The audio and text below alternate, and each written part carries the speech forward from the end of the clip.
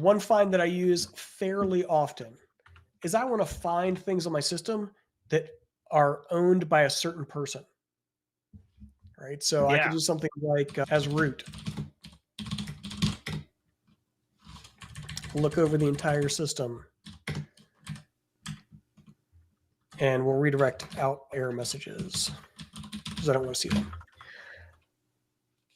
So here's all the files on the entire system that are owned by this person. If I did it as this person, it would be messy.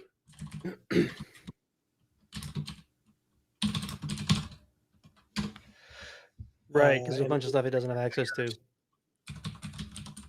it's messy because as a logged in user account, I have things like C groups applied to my processes and stuff. So one of the other things you can do is you can come in here and add a couple of options. It's fine with Find, there's always more options.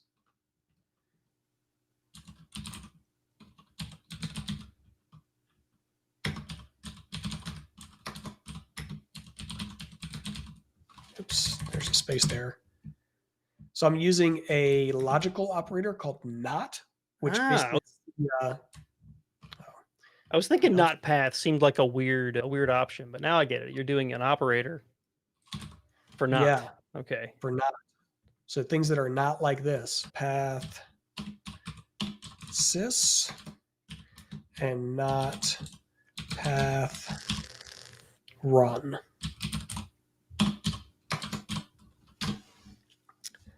Right. So now I'll scroll all the way back. It doesn't show me any of those ones that are in the not paths.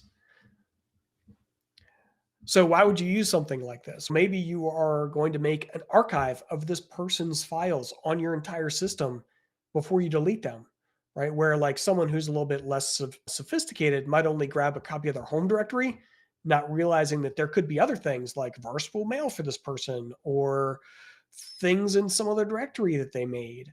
So you can use find to find all the files across the entire system owned by this person. You can even use things like not path to eliminate things that you really don't care about, like proc, so that you can then feed this into a tar archive to make a archive of this person's files. The opposite is also true. So one that I use somewhat frequently is I look for files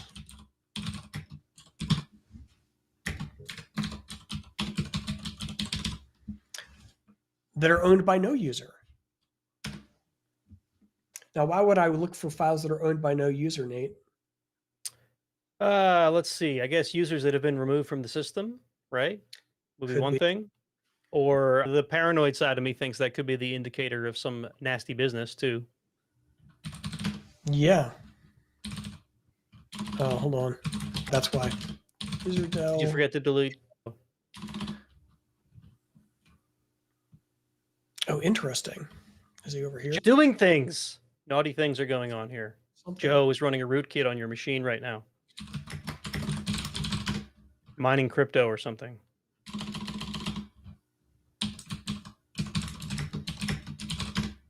There we go. Now that person's actually gone. That's why I was like, wait, that should be returning things. There we go.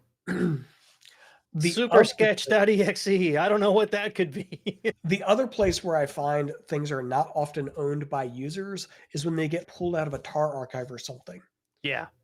And guess who lands files on your machine and pulls things out of tar archives for things that don't match your existing user accounts? Naughty people. So, right, naughty people.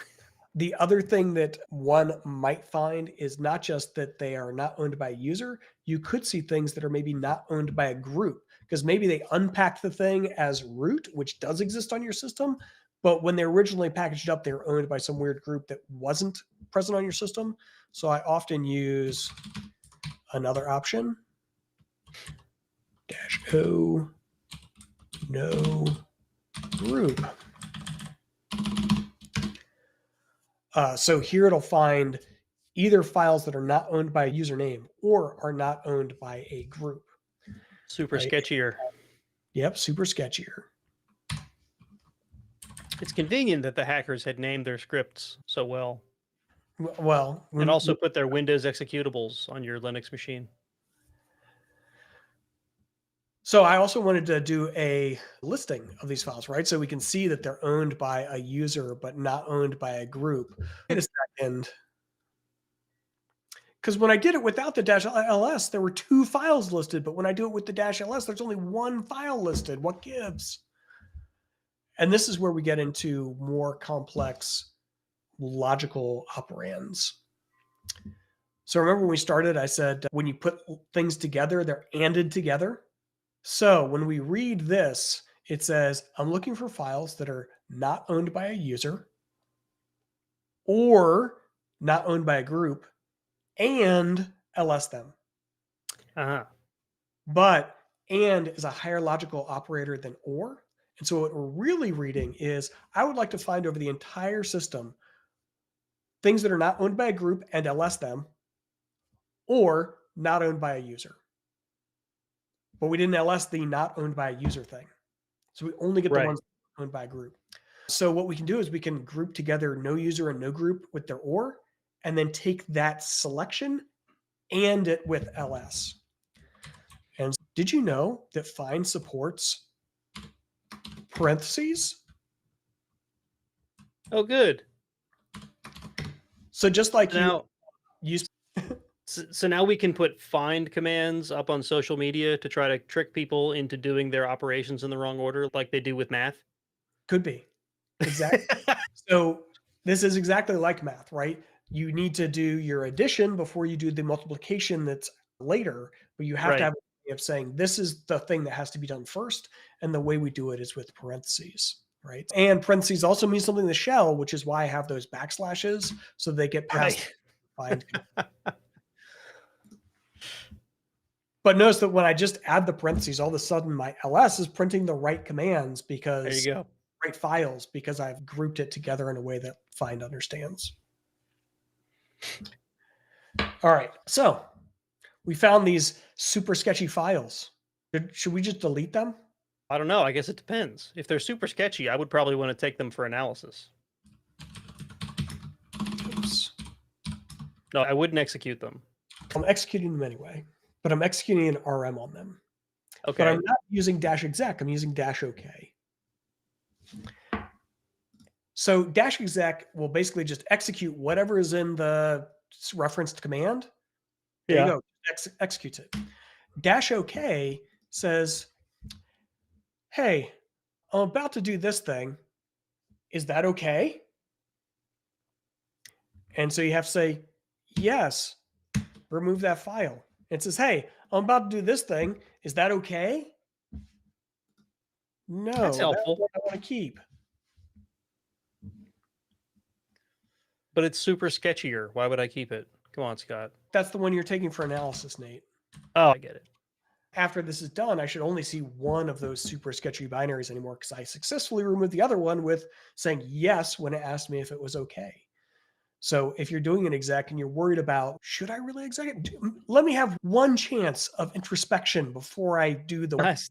One last chance. That's really helpful, right? Because if these aren't sketchy files, if they're like, I ran a find that was supposed to delete a bunch of old log files and it also caught the database file or something, right? And you're like, oh, wait, no, I didn't want to delete that. it's gone now. Oh, crap. Fine. Yeah. All right.